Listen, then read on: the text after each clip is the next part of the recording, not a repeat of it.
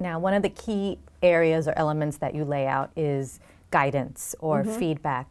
How is it that managers can provide feedback is helpful and beneficial for the person that you're giving feedback to? Yes, well, let's remember that part of giving feedback is starting by soliciting it. So once again, don't dish it out until you prove you can take it.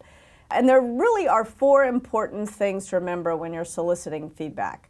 The first is you want to make sure that you have a question that you feel comfortable asking, right?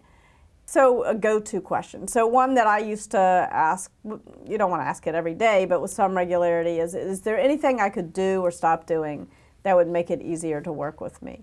But if that doesn't fall trippingly off your tongue, a friend of mine, Krista Quarles, who's the CEO of OpenTable, used to ask her people, tell me why I'm smoking crack here, right? So you can say it any way you want to say it, but you've got to ask people to criticize, you've got to invite people to criticize you as a leader. And second of all, having asked the question, you've got to embrace the discomfort. Nobody wants to criticize their boss, let's face it. And so you've got to make it more uncomfortable for them to be silent than to tell you what's on their mind. And the simplest way to do this is just to shut up and count to 6 in your head. 6 is a long time. Almost nobody can endure that kind of silence. They will tell you something, usually, if you can remain silent for that long.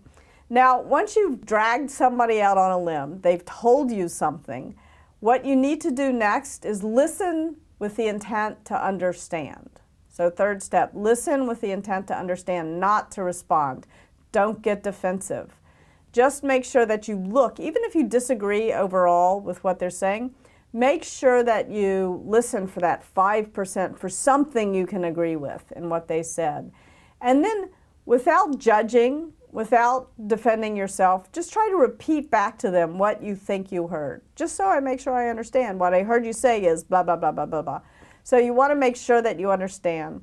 And then fourth, you've got to reward the candor. It's much easier if you agree than if you disagree with the feedback. If you agree with the feedback, fix the problem and be very visible in fixing the problem. Because you told me this, I fixed it. And like tell the whole team, be sort of theatrical about it.